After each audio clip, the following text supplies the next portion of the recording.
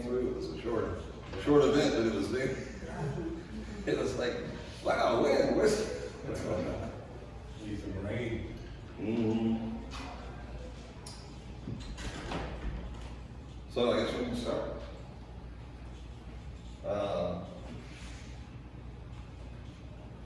Supposedly we're recording this for posterity. Okay. My name is Chris Dunaway.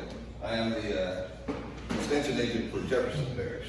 So the three of us work together, Dr. Joe, Anna, and myself.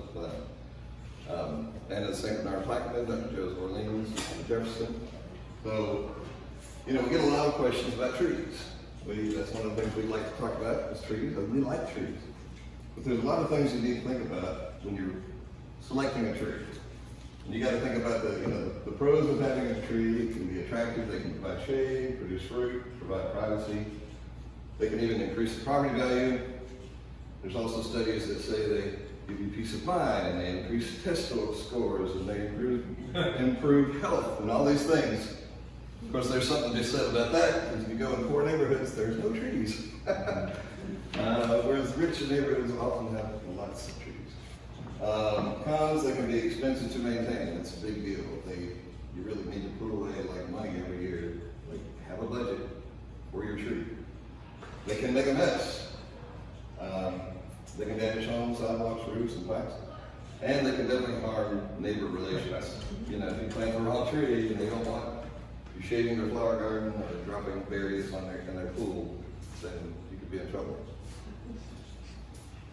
And quite frankly, that's probably how the Hatfields and Dakotas when it started. It was probably over a tree. So one of the things that we talk about is where is the plant going? And our favorite thing to say is the right tree for the right place.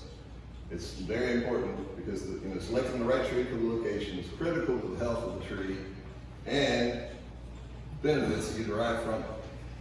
The location must meet the needs of the tree, but there is a tree to fit just about every location. So if you got to benefit the tree and you got to benefit yourself. How many people, can you think of any trees that maybe aren't in the right place close to you? Anybody?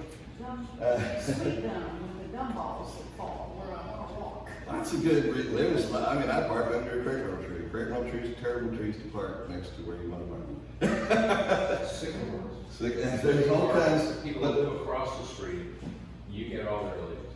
And yet all of these trees are amazing, right? 10-year-old maple 20 feet from the house. There you go. So the things you got to think about is the sun exposure, the soil texture, soil drainage, soil chemistry, soil fertility, climate, and does it have room to grow? And I'll cover these as we go. So sun exposure. Trees range from needing full sun to partial sun. There's hardly any shade-loving trees, but some can handle more shade than others. So we usually divide them into canopy trees. They grow tall to capture the sunlight, and then you got understory trees that do thrive in that filtered sunlight. So it's very fascinating. So you get a canopy tree, and you know what a specimen tree is? Anybody heard the word specimen? Specimen tree is when you got a tree by itself, and it's got all the room to grow in the world, and it can do its thing. And you get to see this beautiful oak tree turn into this giant canopy, this beautiful sprawling thing. But when you go to see a forest of live oak trees, they're tall and skinny, and they shoot straight up, and they form a canopy at the top, and it's not the beautiful oak tree that we think of. So they're searching for the light. So we got to think about that. We got to give them space if we want them to do their thing. Understory trees, good examples of those are like Japanese maples. When you see, especially like the red ones, every time they put one of those leaves into the sunlight, it just goes, it burns right off. So soil texture is very important. When we do this is actually right beginning soil science 101. This is what you need to know for your garden as well. Because, think about this, if we're growing a tree, we have to think about it just like we're a farmer growing corn, or if we're, a home gardener growing a tomato plant. we still have to think about what the soil conditions are like. So they have this triangle to talk about what's going on. So texture is defined by the percentage of sand, silt, and clay particles in the soil. And sand, silt, and clay is just the names given to that size range of mineral. It goes from mountain to giant boulder to small boulder, to rubble to pebble, and then it finally gets down to sand, silt, and clay. Sand particles are the biggest in that range. We don't farm in rubble fields, so we don't have to. We just eliminate those. So it provides excellent drainage. If you're on the beach, the waves wash up, a whole ocean of water comes up, and 2 seconds later it's all sucked into the sand perfectly. There's good gas exchange, so as that water is pulling through the profile, it's pulling that fresh oxygen and atmospheric gas into the root zone, which the plants need. But it does have poor water retention. So if you have sandy soil, you're going to need to water more often. It's got poor nutrient retention. So if you have sandy soil, you're going to need to fertilize more often. But you should use less every time you do, so that you're not wasting it. So it's not just washing down in the profile and washing out. Clay particles, on the other hand, is what you make plates and cups out of. So you can imagine that it has poor drainage. If you have very heavy clay soil, you pour water on it and it just sits on top. It doesn't sink down.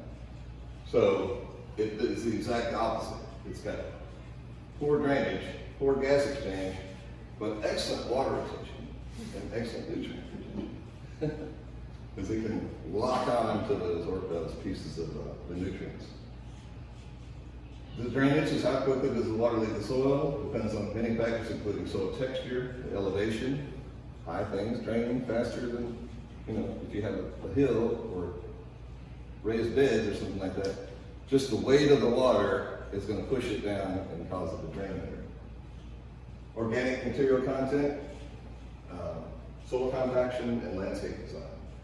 So organic material, that's compost, that's dead roots and dead things like that were left in the soil.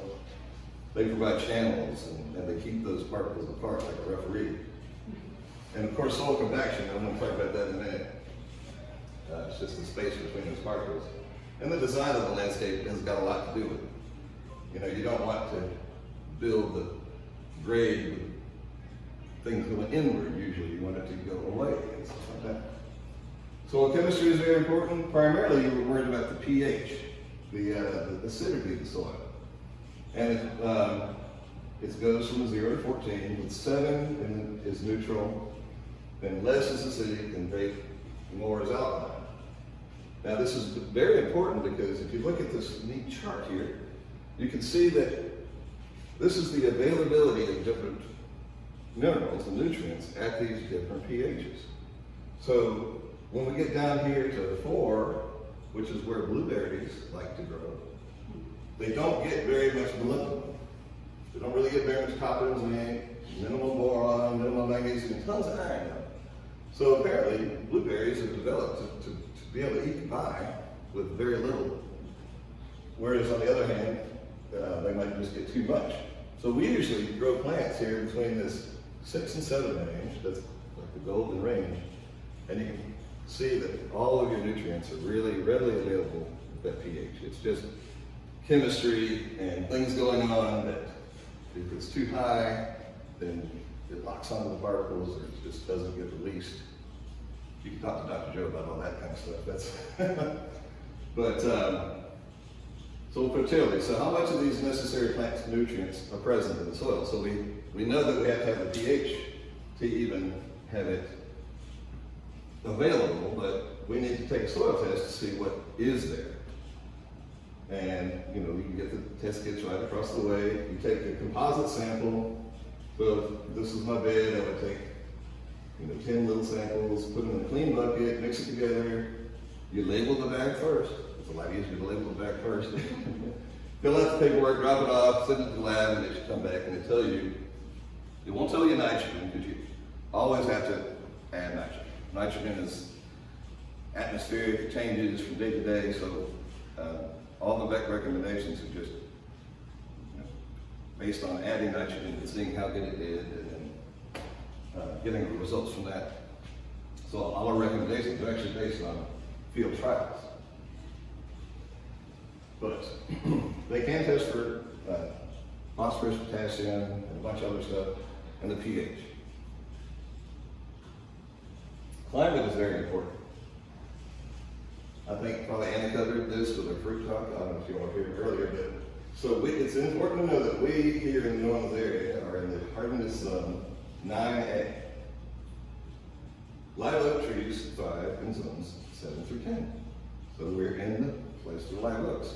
But you look at every plant that you buy somewhere usually has a description that says where it grows.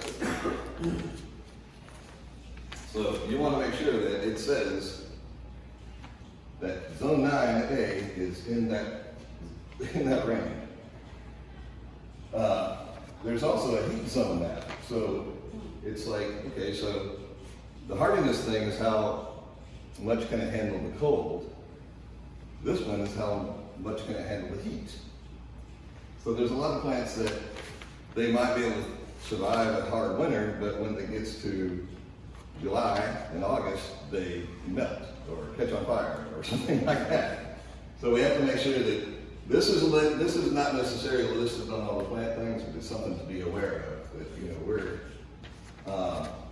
way up here in this. Again, it's on 120. So it says average number of days per year above 85 degrees.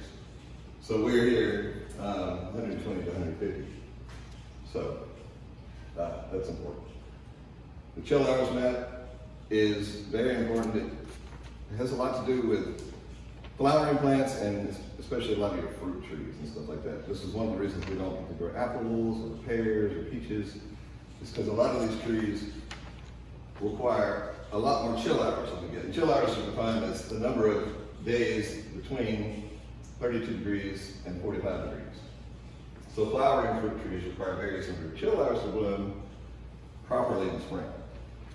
They have this internal timer, so they know when it's safe to come out of hibernation and put out the delicate flowers, because it gets like one shot at it a lot of times. And if they put them out and then it comes to freeze, they're done for the year. So this is born into them from the beginning of time, from when they were first formed. So some trees, up to 3,400 hours, but we get 50 chill hours. Can't seem to go backwards for some reason. So room to grow is really important. Just aesthetically, you want to make sure that the tree doesn't block views, the windows, like they planted this one, now you can't look out the window. They block the doors here, the criminals can hide in here, the varmints can use it to cross over and get into the roof. They totally locked in their backyard. I mean, this one, totally left it exposed. But, and of course, the notorious power line stuff. The power companies have got a lot of, there's a lot of rules talking about how you prune trees. And you're supposed to do it right and all this, and Milton Sleishman over there and the Department of Agriculture will go down hard on an arborist that does the wrong thing. Unless they're a utility arborist, and you have kind of a permission to just beat it with a hammer until the limb falls off. But it's not their fault. Somebody planted that tree under those power lines, and they shouldn't have.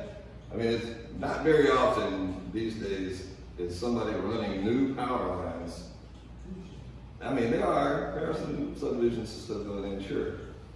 But a lot of these old, a lot of stuff around here, it's all just stuff that was planted on. So on St. Charles Avenue, Yes. near the river bed. So there are a lot of, I imagine there's a water oaks that are along St. Charles, a lot of them are all tilted toward the street. Are those water oaks or? Well, I think they're live oaks, but yeah, they see the sun. So, Any minute, the wind blows the wrong way, so it's going to flow. Well, that's not necessarily true. As trees grow, they buttress themselves. Just like if you look at the Notre Dame Cathedral, the walls are held up by these other walls that are sideways that go way down. If you look at the way trees form, on the leaning side, they build up material.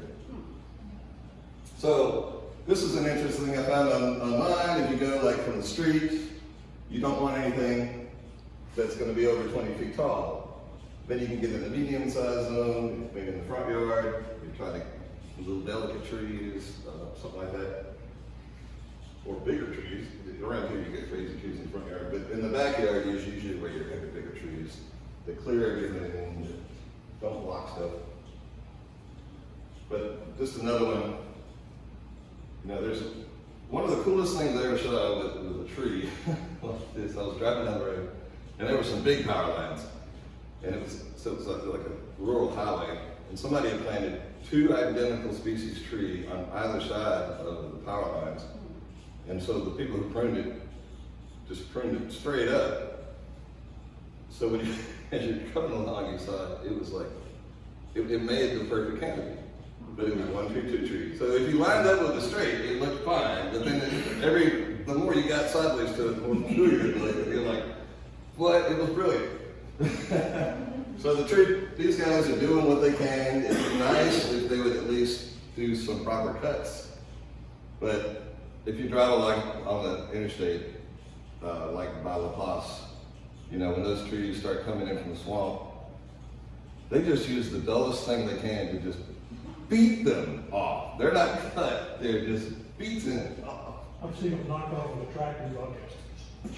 That's it, it's the worst cuts, you know. It's like, so, room to grow, check each tree's estimated mature spread. This is important. You want to leave half of this distance between the tree and the building.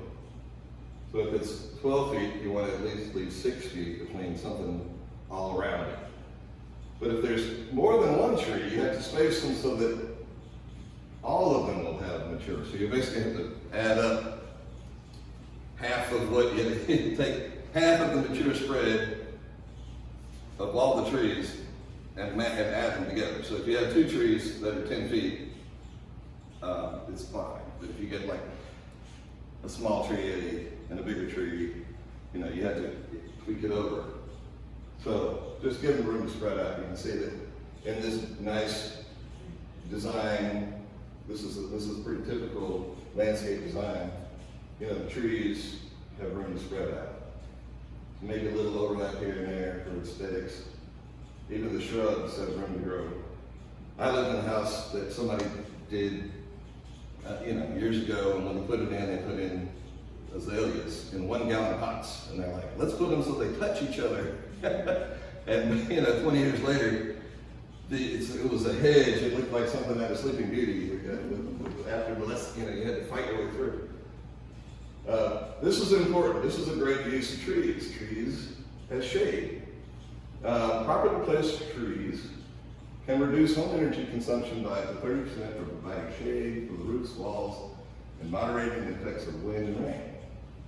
Deciduous trees are nice because if they're placed in the south and west walls, they will reduce indoor temperatures in the summer by shading them, but in the winter, when the leaves are gone, it lets the sun through to warm them.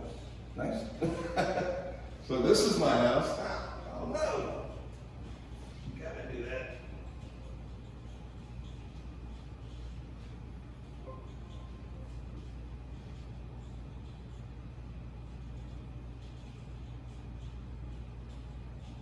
Oh well. This is nice. This is nice. Okay, so I live not far from here in the Fairgrounds neighborhood. And it doesn't look like this anymore. But it used to, when I bought it, there was a dam in the backyard and stuff. But I've since had a lovely little shed and stuff. But this is my kitchen right there. And my living room. And the sun in the afternoon comes over here, and I should have put like an evil, flamey, mean face on this thing because it just blasts my yard here, and it blasts my kitchen with just, I don't cook in the sun, it's just too hot. So I planted a nice cypress tree right there. It's far enough away from the neighbors. It's not gonna be messing with them. It's far enough from the street, but it's nice, directly in line. It's gonna block me, give me some shade. And all those cypress trees, if you because it's one of my favorite mulches. Everybody's talking about pine straw mulch is fine if you got pine trees. But I think the cypress is better, and there's just bazillions of cypress around here, so you can find it all over. I've got 2 sunsails here on the side now. We do have really 2 good guides. One's called the Trees for Louisiana Landscapes. It's got a lot of good information about planting and maintaining trees and a tree list. This one's got the same, called the Native Tree Growing Guide for Louisiana. It's got similar information, a little different, but it lists the trees that are only native trees. And some of them, in the Trees for Louisiana Landscapes, it's nice because it says, like, here's trees preferring acidic soil in the list, and here's trees tolerating dry conditions, outstanding small flowering trees, trees tolerating less than ideal drainage. So you get dry conditions, and then other trees that can handle wet conditions, right? So that kind of stuff. Then you got lists that talks about how big it is with some little comments. It's a little difficult to see because there's another page to this that continues on with more information. So like this one, this is what it looks like when it's together. So it's got the ball cypress, it's deciduous, meaning it drops its leaves.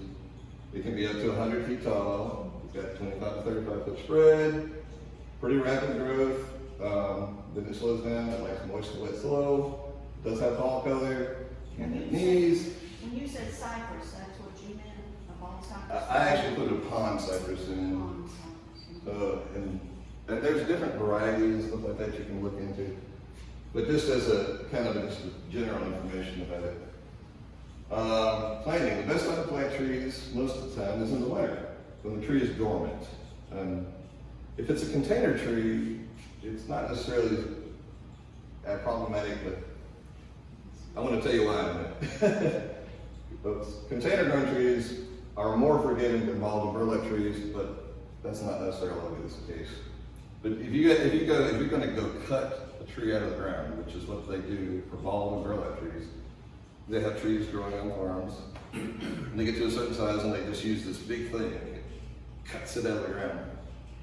You definitely don't want to do that in the summer because all the nutrients that are in the leaves, they pull back, they go down into the roots for storage, and this is good. So all those roots and the nutrients are down there. If you try doing things with plants in the heat, and you cut the roots and stuff like that, you're cutting away the organisms that bring in the water, so you have to be careful. But planting is, it's not that difficult. You got to dig a hole slightly wider, but the same depth as the root ball. You carefully remove the tree from the container or the wrapping, you cut away encircling roots and excessive soil, place in the hole, fill the hole with the native soil that came out, water, and add some mulch. And when you water, really get in there and kind of stick the hose in. You really want to make sure there's no air pockets. I want to talk about compaction, but if you have to be careful, I say this, but if you have a lawn that's hard as a rock with like zero pore space, you're going to have to maybe do some tilling, site preparation, because I don't know, talk about compaction or not. So compaction is the space between the pore space. You can have as much as like 50% pore space. So you're talking about a cubic foot of soil filled to the top, but actually it's half filled with just air, so that the water can go through, the air can come in. I was at a festival on the fairgrounds and I spilled a beverage and it stayed there. Not a single drop went into the ground. I don't know how long it started rolling away. We had to mop it up. This is not no roots are gonna grow with this. It's like concrete. So you have to have that pore space. You have to have that room for the things to go through.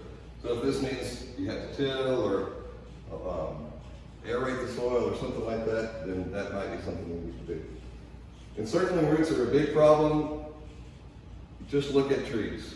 Go outside and look at trees and you will start seeing these roots that are looping and twisting around. And every year the tree gets wider and the roots get wider and eventually the tree is literally just choking itself to death.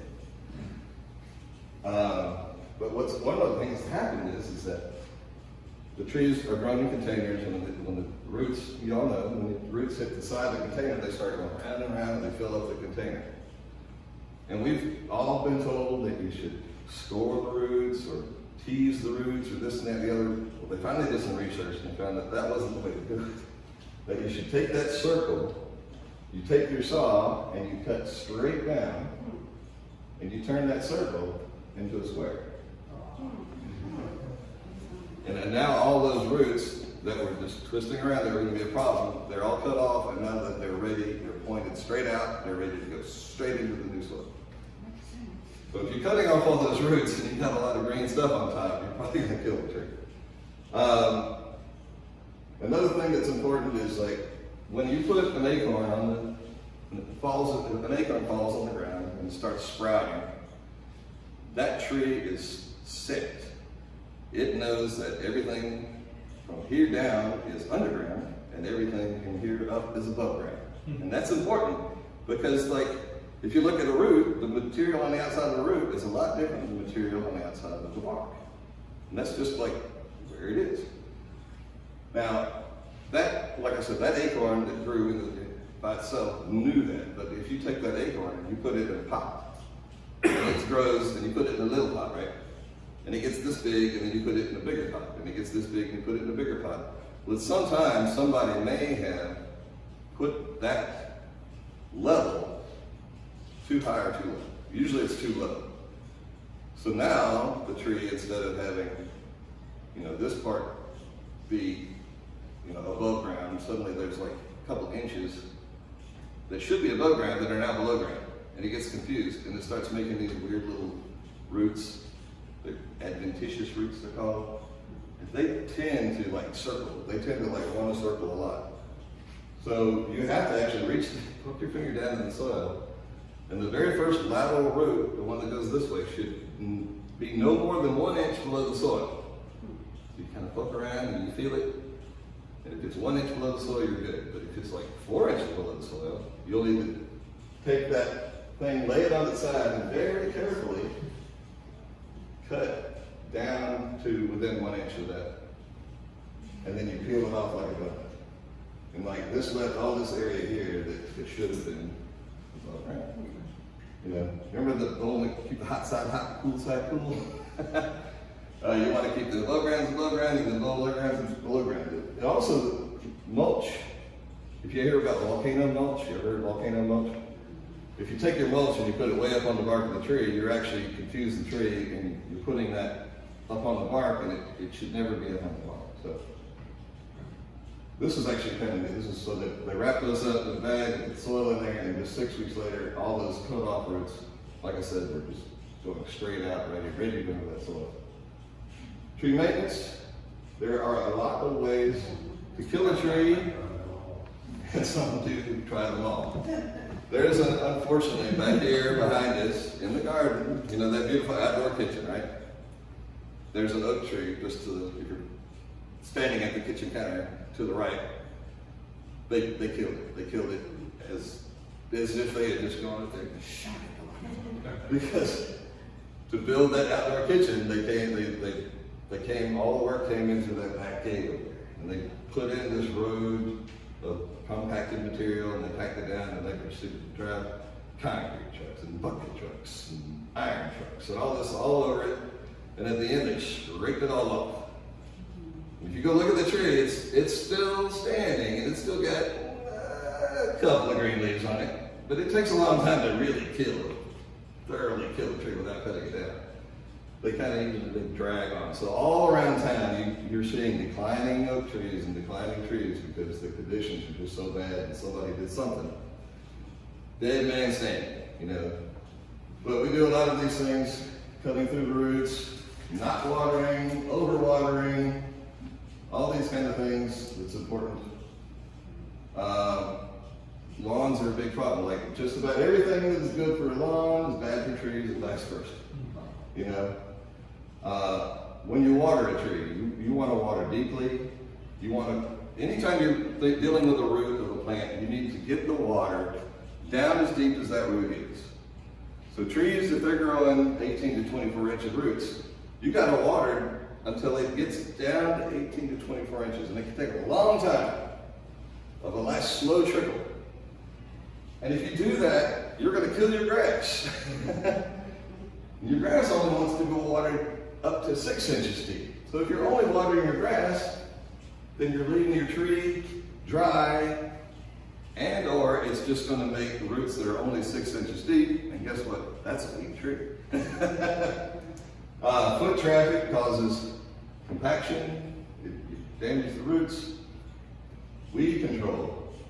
Trees are broadleaf plants.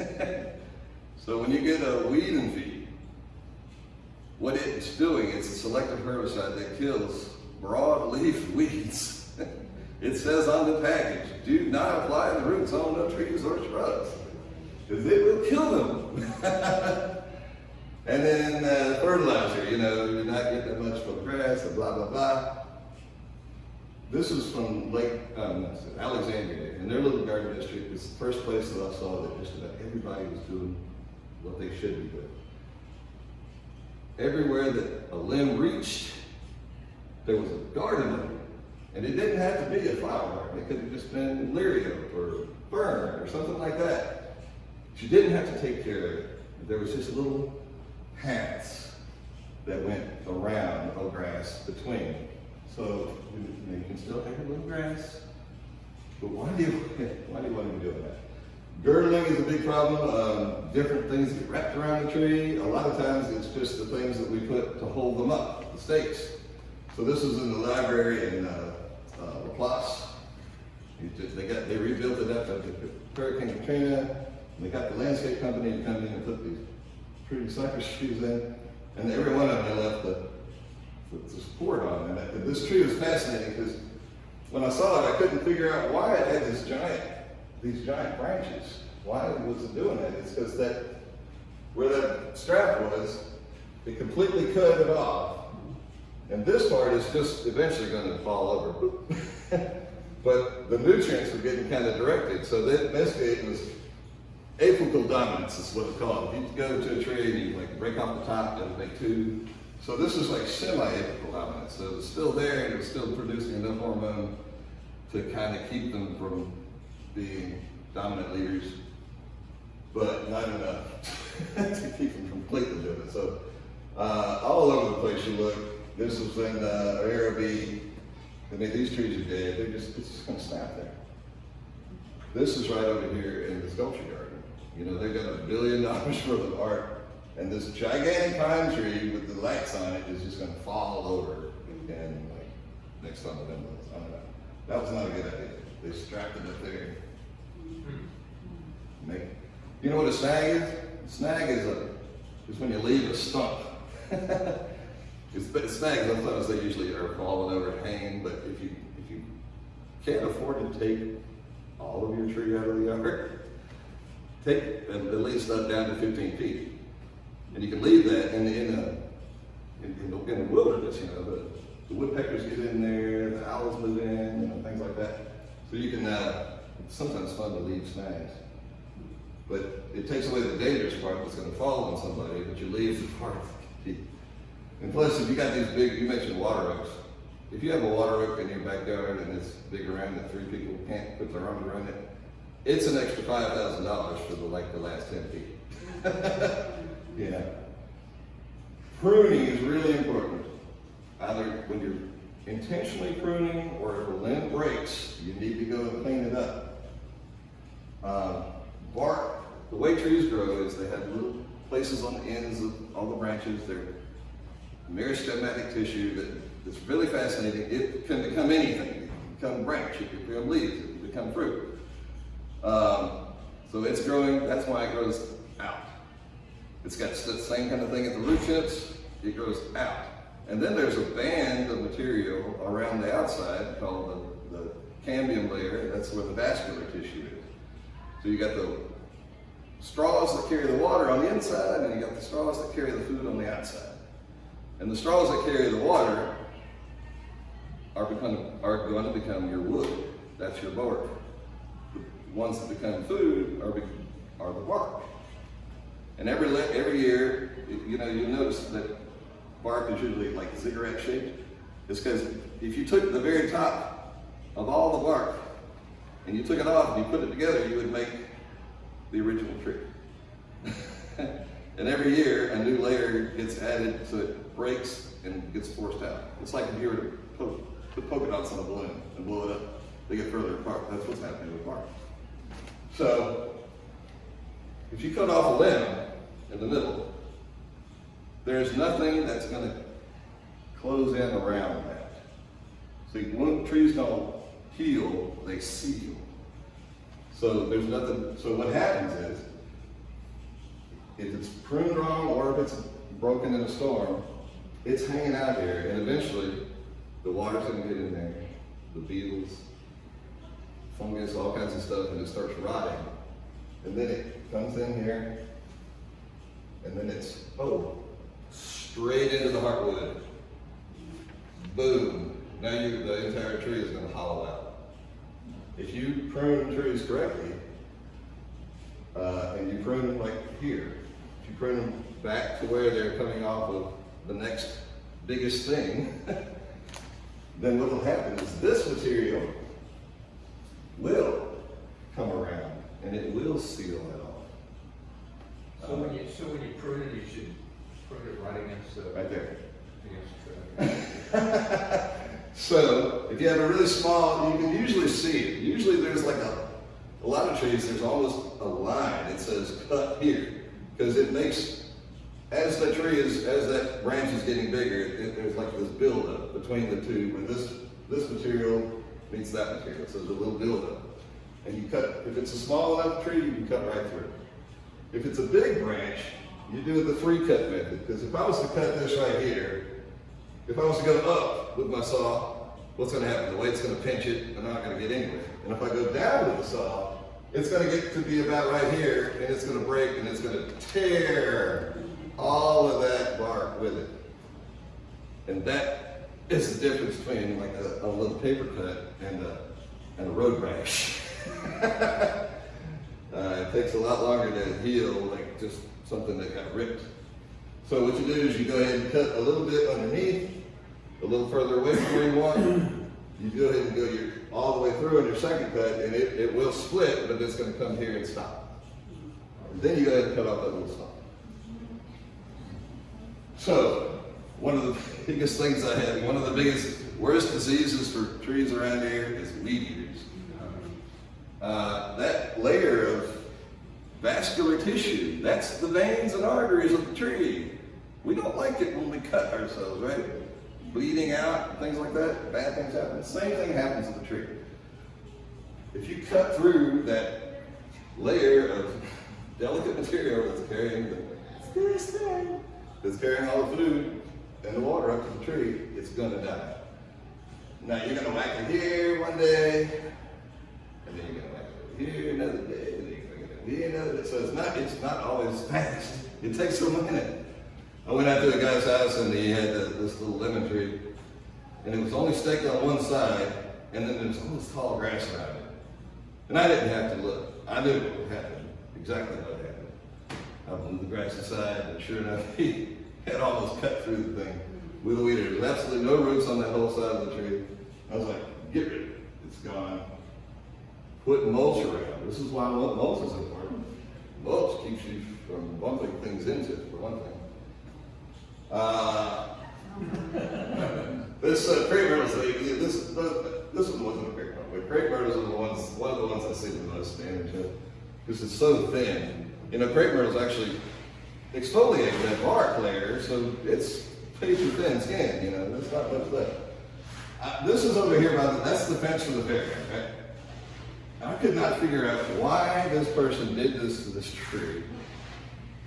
And then don't even mention that there's another tree growing here. That's just rubbish. But I'm like, have y'all heard of crepe murder? So crepe murder is when you do improper pruning of a crepe myrtle. I'm going to talk about that in a second. But I couldn't figure out why this tree was like this. And then, but behind it, it's one of these New Orleans houses where the actual living quarters is second floor, right? And I'm like, that's fest. So it was a pandemic that taught me, because like all of a sudden he didn't prune it. Well, there was no gas station. So if you're sitting on his porch, which is kind of similar to this, and that tree was growing, you can't see the gas station. But from his view, perfect view. Perfect view. All the music, all the people. Well, that happened to actually be in the gas station. How perfect can you get? But talking about crepe myrtles, one of the big problems about crepe myrtles is that there is a size for every need. There are crepe myrtles that can be used as a ground cover that don't get above a foot tall. And then there's other trees that could be over 70 feet tall. If you want like a 15-foot tall tree for your front yard, and you plant a 70-foot tall tree, you're not going to be happy. So that's when people start doing all that wacky with the cutting and trying to control the height.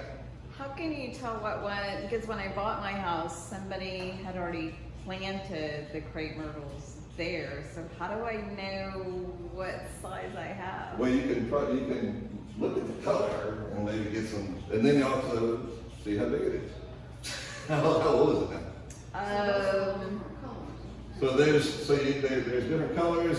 So there's just like this from this one place. They say here's this dwarf berry dazzling. It's 3 to 4 feet tall, and here's the tall 15 feet tall. But there's other sites you can go in that will describe like if it makes a spreading or a more columnar. So you can like this, even then you can decide. You notice how some of them you're like, wow, look at how that beautiful umbrella shape that's got, versus the one that just went straight up. Now some of that is if you plant that crepe myrtle tree, that's a sun-loving tree, full sun. If you plant that in the shade of another tree, it'll do what I was talking about with those other trees, it'll go straight up. It's But about 7 years old. 7 years old, so do you like the height? So you know, when you plant a crepe myrtle tree, you're supposed to always go back to something, you know, go back to the next Y. And then you never cut it off. You never do that end cutting, you're not supposed to. You eliminate internal stuff and stuff that rubs. And then you just kind of let it do something. Included bark is something that it should be looked at. What happens is that, you know, as I said, the tree grows outward and it puts on that bark layer.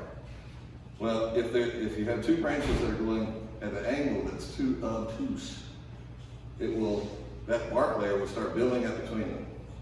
And every year, it's pushing itself apart.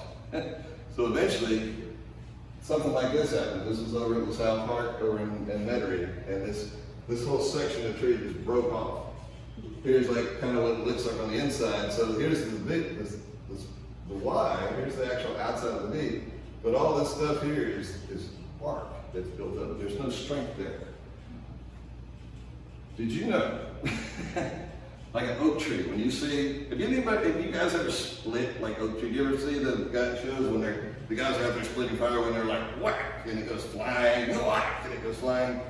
Well, they're splitting like poplar or spruce or something like that. If you try to split live oak wood, it's all gnarly, it is hard. But when you have a good branch, a good Y, back in the 1700s, 1800s, the shipbuilders of the big Ironsides and stuff like that, they would take that and carve it out to make the most structurally necessary part, the very bottom of the boat, the keel. That would be the base, because there was no cabin anchor or anybody that could make a better join than that. So, but if you have included bark, it's the opposite. It's like a zipper ready to rip the tree apart. Termites is a big problem for most of the termites around here. They get into a tree and they eat the center out. And until you don't necessarily see it's there, it's not affecting the growing part of the tree. It's not eating that living portion that I talked about. It's eating the wood, the inside wood, that just like it's supposed to hold our house up, it's supposed to hold the tree up. So when they eat enough of it, it just falls over. This tree actually had termites and included bark, so it was doomed.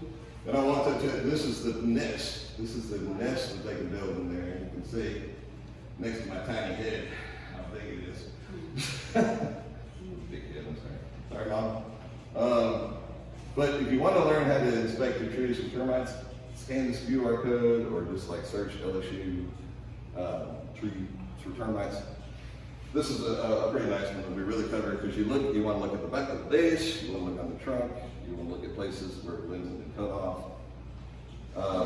We're getting into the slowest season for termites. So if you see the shelter tubes on the outside, if you flick them open, even if you don't see termites, if you never treated it, you probably can suspect that they're there.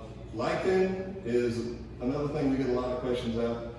It's very interesting. So the lichen is a composite organism that arises from algae, cyanobacteria, living on the filaments of multiple fungi species in a mutualistic relationship. But lichen tends to appear on the trees that are already in decline. So a lot of people think that this is killing my tree. This tree is dead because they planted it so this patio, think about this patio, they want to lay a patio. And what do you do if you're going to lay a patio? You pack it. You get vibrators out there, you pack it. Guess how much floor space is between there? None. And then you come and dig out a little hole. So you're basically trying to grow a potted plant in the middle of this patio area. And what do you think the drainage is like? And that zero. So they would have been much better off having these trees in like oversized pots that did drain. So those trees were killed by the people who did it. And then the lichen takes over. So don't blame the lichen. And that's pretty much all I have to say for today.